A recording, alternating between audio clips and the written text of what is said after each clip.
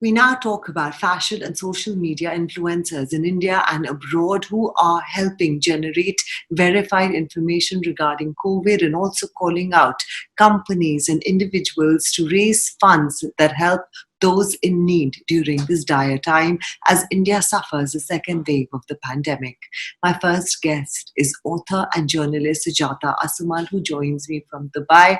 Sujata, thank you so much for your time. You've been constantly writing about designers and social media influencers and their work at this very fragile time. Take us through how they are creating an impact. Well, as a person who's been a part of the fashion industry, it's been really heartwarming to see how this industry has really pivoted from commerce to being compassionate. Many of the influencers, and I'm someone who have also written against influencers in my time, and I've had to like rethink my whole process when it comes to influencers because so many fashion influencers have stopped their brand activities. They have completely dedicated themselves to this cause. They are running what I would call full-time digital COVID relief journals. Where to find oxygen, where to find beds. They're verifying the information. They're telling us which charities to support. I mean, I myself found out about the wonderful Word of Hemkund, which has been around for 10 years, thanks to all of these influencers putting out the information that they're putting out, out there.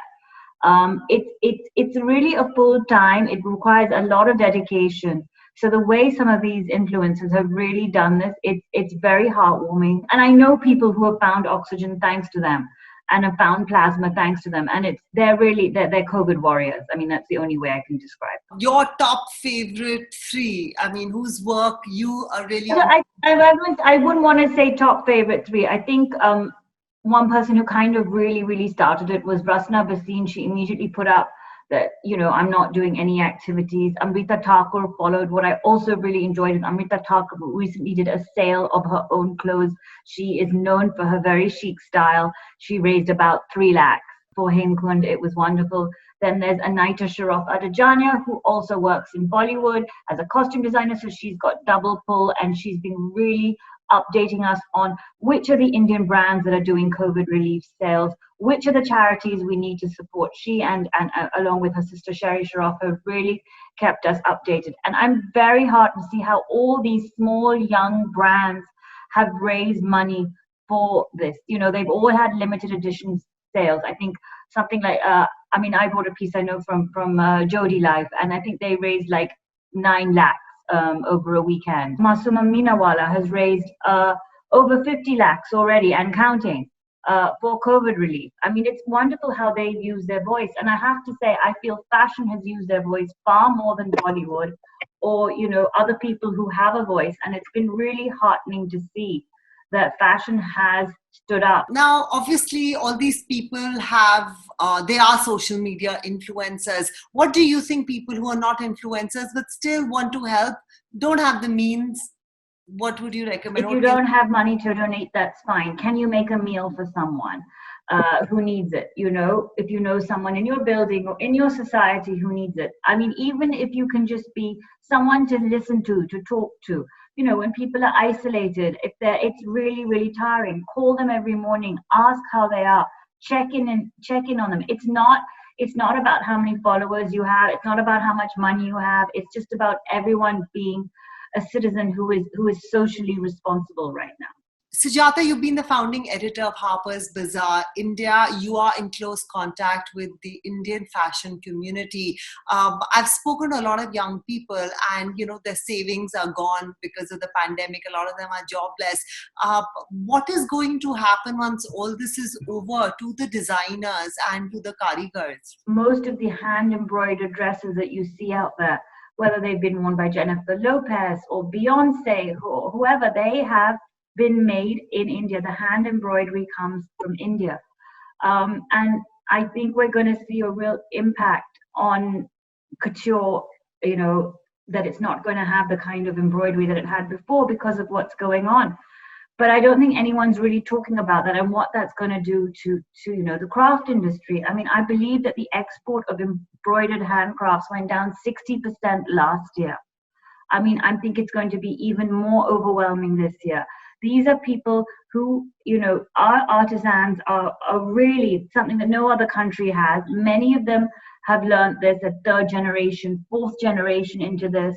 It's all taught to them through generations.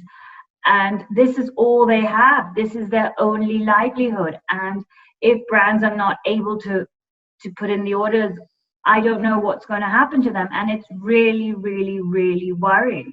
I think, is it 95% of the world's hand woven textiles come from India? These things are just never spoken about. We've been very busy talking about fast fashion and how fast fashion is with Bangladesh and Vietnam. But when it comes to luxury, a majority of it is done in India. And these are people who really, really are going to suffer.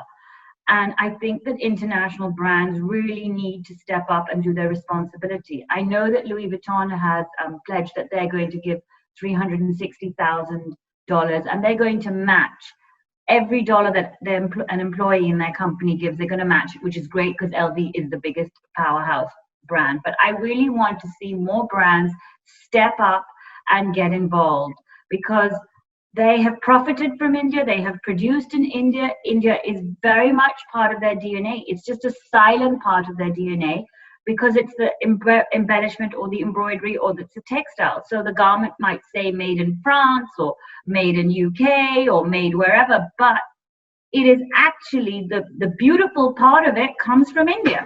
That is true. Well, Sujata, keep writing, and thank you so much for sharing your thoughts. Thank you. Well, that was Sujata Assomull. We now move on to New York-based author Mira Jacob, whose Instagram account, Good Talk Thanks, prompted international brands like Lululemon to donate 1.5 crore rupees and Alo Yoga to donate about 37 lakh rupees to give India. Mira, what prompted you to push Lululemon and Alo Yoga to support India?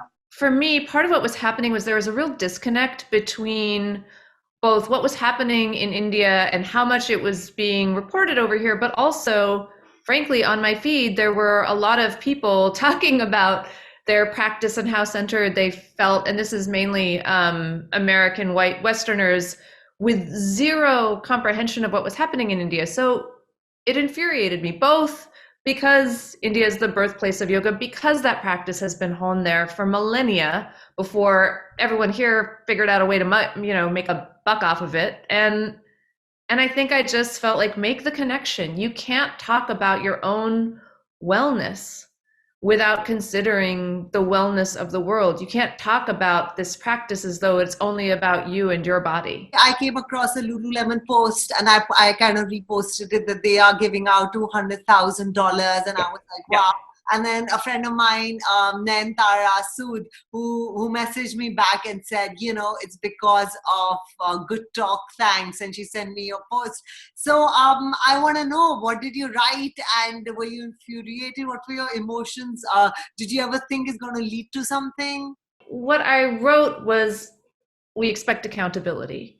And what I wrote is, how is it, and you can go to my Instagram, it's all there, but how is it that you expect to be making money off of this and not talking to Indians right now and not talking to people in South Asia who are under tremendous stress right now? But what I really did, and maybe you saw some of this, is I am an artist and an illustrator and a writer. So what I did was I made comics about it. And I also did my research. I found out how much money these companies were making. And I put together what I think is a pretty obvious path between, this is how much money you're making, this is what's needed right now, where are you? Right? So it was just connecting the lines. And I'm not the first person to do this, and nor do I hope that I am the last or even the loudest. I think that this is work that we can all do. And how do you feel? Do you feel almost successful, or considering Lululemon's paid about 1.5 crore rupees to NGOs and Alo Yoga has paid close to 38 lakhs? Successful? I'm going to say no. Not successful. I feel like it's a start, though.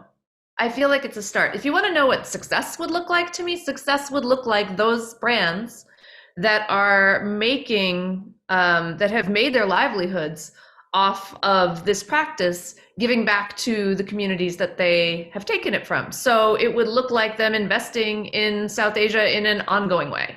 That would be a success to me. Why limit yourself to these brands and not more deco brands or companies which have their back-end offices in India, which owe the success to cheap manufacturing and services in India? That makes a lot of sense to me, right? If we're talking about what real equity in the world looks like, it makes sense to think of us holistically and as a community in connection with each other. So that has to be the future of how we think of business in this world, especially if we talk so much, right? There's so much lip service given to this idea of the global economy, but what does that really mean? And who does the global economy benefit, right? So I think just kind of unpacking all of that and thinking forward through it in sort of logical and careful steps and in conversation with the people in those communities, because so maybe where I kind of bristle the most is this idea that it's somehow charity. I don't think it's charity. I don't think honoring people for their contribution is charity. So being in conversation with them and working toward that goal together, I think, yeah, that's a great idea. What's your advice to all the social media influencers out there? How can they support India at this juncture? I mean, part of it, I think one of the things that I felt really, I guess a little bit maybe taken aback by, specifically in the Western community, was the influencers who I know for sure have millions of followers and are making money and their livelihoods are sustained by this, who just didn't want to have the conversation. So I think the first thing is be brave enough to have that conversation.